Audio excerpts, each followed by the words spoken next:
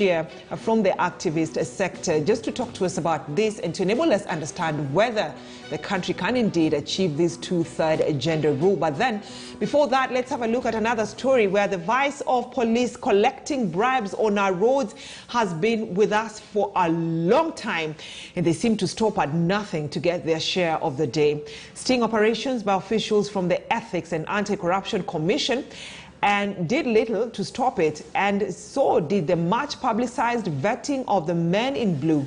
Tonight, KTN's news through hours of secret filming of the officers taking bribes on the different roads within the city can give us unique view of this organized crime and tell you how much some of the Saccos operating here lose to the officers. Police on their part say the issue is not just about them taking bribes, but also the Matatu owners and the vehicles that are on the road. Here now is our reporter Fred Kagonye with that story for us.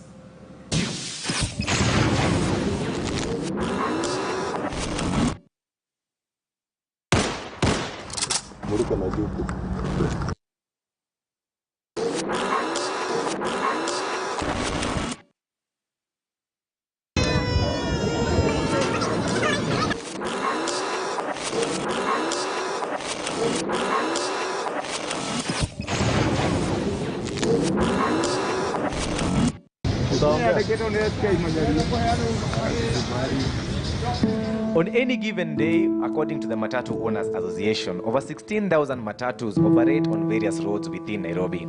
These vehicles are breadwinners to their owners, the touts, drivers, and the men who help them get passengers at various stages, commonly known as kamagera.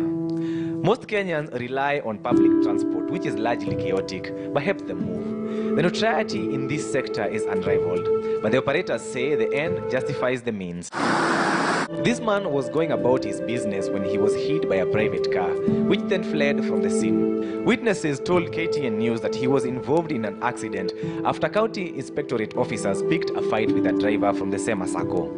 The officers wanted to tow the vehicle, alleging that it was not parked at its designated area and wanted him to go to their yard. Wangefuata sheria, washike gari vizuri, hakuna angekataa, hakuna yote angekataa. Wangefuata sheria, washike gari vizuri, wapeleke station kama nikupeleka station. Kwa na gari. Sasa pia nataka kupa gari, Kagonye anasema anaipa kwa simu, ameapa gari bila alikuwa amepaka. Sasa tunamwambia soje niweke gari vizuri kwa gari zile nyuma yako mpite. Sasa vile driver pia ametoa gari, Kagonye pia amesika steering. Sasa hapo na wangania steering ndo gari kakuja mpaka kwa roundabout. Gari ya flat ndio napita nimegonga uja. Wakakuja mpaka kumi kufika hapa kufuata gari mpaka hapa hivi. Nikapata no, nikanigonga sana. Haijafanya accident kubwa. Haijafanya accident kubwa. Bahati hata ni bahati. KTN News has the details of the vehicle that hit this man and the names of the county inspectorate officers who caused the accident. This man is a victim of greed. Many others have perished in various road accidents across the country, deaths which could have been avoided if relevant authorities were not sloppy at their work. We were told that the accident was a result of traffic marshals demanding a bribe from the said vehicle, and this is not an isolated case. Within the CBD, it is a game of who gets what Matatu between the police and the county officers. We have since established that county askaris get into the Matatus between Landis Road and the Haile Selassie roundabout, where they receive a bribe and then alight at the St. Peter's Clever School stage. Here, a traffic officer gets on board, and depending on where the Matatu is dropping its passengers, they may get their share and then alight at the same stage, or they may use the Ronangala Road to get back to the same spot. As you can see in this clip, a county council officer gets into this Matatu, perhaps for a ride, but that is not the case. Here, we have been told by the operators that they are here for their share for the day. Traffic officers can be seen getting into contact with these touts, perhaps to say hi. But we have been told there is no that kind of friendship between police and the touts. What they are here for is the bribes. Along this Manyanja Road stretch, we could not keep up with the count on the number of times that officers stopped vehicles and got something from the touts. For example, watch this officer closely. We can clearly see that he received some cash from this tout. The story is the same along Kangundo Road and almost all other roads all over the country. These three men are joined at the hip by what they do. They are in the Matatu business, a business they say has been giving them what they needed for the day. But as the clock ticks into days, the police have taken over their source of income, and what they earned has been shrinking by the day to feed this monster that never gets enough. The operators have told us that the police, due to scrutiny of their financial transactions, have devised new ways to make sure the money gets to them. Hawachukui pesa cash ama uweke kwa simu zao. Kuna ile till number wamefungua. Anaambia mtu aende weka kwa simu, unitumie kwa till number hii. Kwa hivyo sasa hata serikali ikitaka kukushika haitakushika kwa sababu si ile pesa hujaweka kwa namba yako ndio utume kwa till. Ama unapata maaskari kwa barabara wameandika vijana. Au vijana akisimamisha gari, yeye afuatage gari. Unapata kijana amehangi kwa gari, ametoa shilingi 200, ameshuka. Na yule askari akona kitabu anaandika. Akaiandika gari ikipita anaandika. Sasa ukiangalia gari hata mchana huyo askari kusimamisha mwambie mlikuwa na yeye anaangalia namba.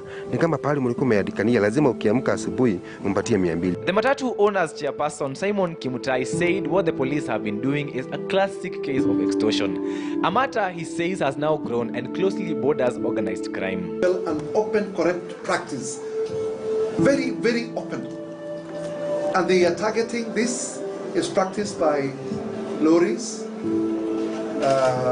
those known as Voxes, Matatus, and pickups. I mean, you're never stopped as a traffic officer is supposed to stop every vehicle to check whether it's insured, but they target areas where it's fluid, areas where they can get something out of it. Our policemen, traffic policemen on roads, they must be patriotic. To some extent, he is right. The operators who spoke to KTN News say the unwritten rule is that when they refuse to give bribes, they are arrested. Even when they give the money, some of the vehicles are used as sacrificial lambs and are taken to police station to allegedly cater for the needs of their bosses. Ya ama 200 yenye wanachukua, wakimaliza kuchukua, lazima apeleke gari ndani. Ile gari anapeleka ni ya nani? Ni ya mkubwa. Kwa hiyo gari tripo moja kutoka Kaole kwenda town, polisi anaweza chukua 1,800 na si ati kushikwa manini 100. Kuna stages unaweza hesabu kutoka Kayole uende B Center, uende Doni, uende stage inaitwa Hamza, kwa DC kunayo Chachami hapo kwa gate stadium kufika town. Kwenda na kurudi unapata hiyo gari imekurua 100, 1,800.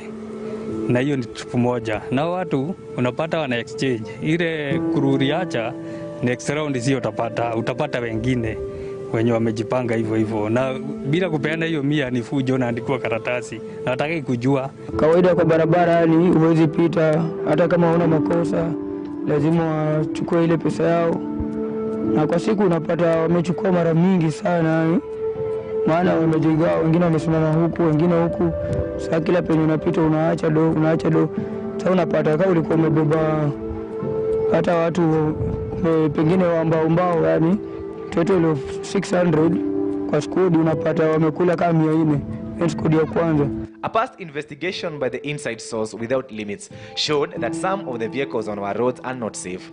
From this story, you can clearly see that officials from NTSA, who are supposed to do a proper inspection of these vehicles, are taking bribes to look the other way and approve unroadworthy vehicles to continue operating on our roads. This particular vehicle was fitted with a speed governor that should not be used in the country because it does not meet the required stand. But when the KTN News team took it for inspection, it was certified.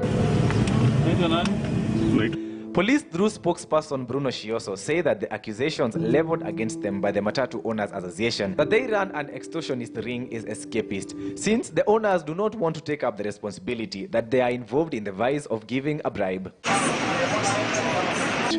From where we sit is basically corruption or maybe bribery. And when you talk about that, people will try to push it to extortion to make it one-sided. Just trying to be economical with the truth. But the issue, the truth of the matter is, an issue of corruption, taking two people, making two people guilty. The police was demanding and the person who's giving, because nobody should give a bribe, you see? But then it still now comes back, the same question of bribery or extortion, whatever you call it. It's still tied to the first question, or the second question we're talking about over unroadworthy motor vehicles. Because as long as we have these unroadworthy motor vehicles, the way you're acknowledging, it will now give room for the operators to bribe the police because they don't want to conflict the law. He says that the vice can only be stopped if the Matatu operators clean their houses by ensuring the vehicles that are operating are up to the required standards. The same guys who are complaining even use the word extortion for being extorted by the police. First, let them put their house in order. Let them fix the vehicles to make sure that they are roadworthy. Once they do that, there should be no room for an officer to suit for bribe, because they should not even give. They are okay, they are complying. What should they give at bribe? Watu ni magari wameralisha, wanashindwa watafanya nini? Sasa shule imefungwa. Tembea kwa barabara, hata dezabu watu wa media watembea kwa barabara. Waone saa hii venye gari inaweka pesa.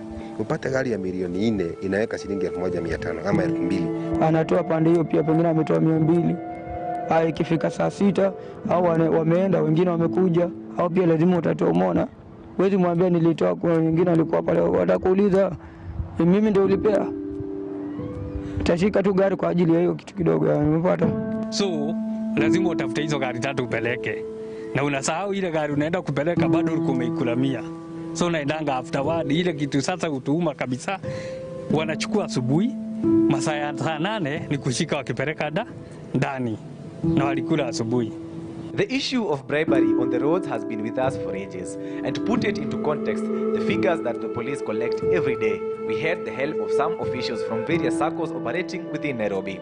An official from some of the Matatus operating the Ngong Road town route, who spoke to us on condition of anonymity, said that they have to part with 1,000 shillings every week for protection from the cops, meaning one vehicle loses 52,000 shillings annually to the cops.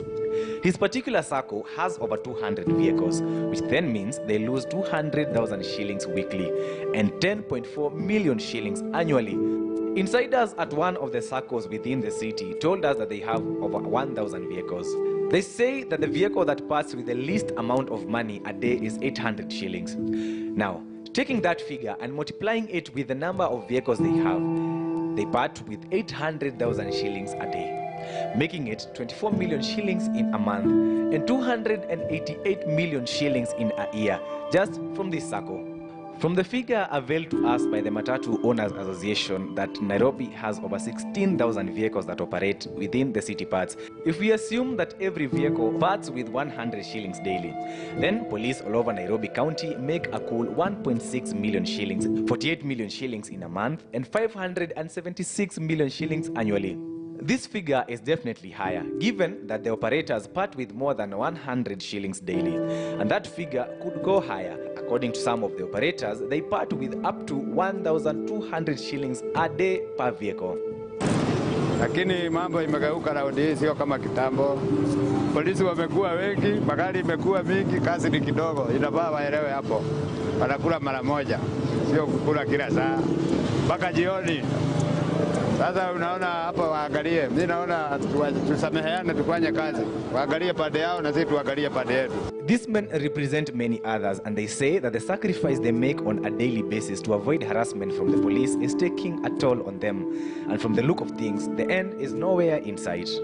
The problem of road accidents that have claimed the lives of thousands of Kenyans is a multifaceted failure that calls on the NTSA, the police, and the Matatu operators to join hands to reduce the number of casualties and the victims. Kagonye for the Inside Source, KTN News.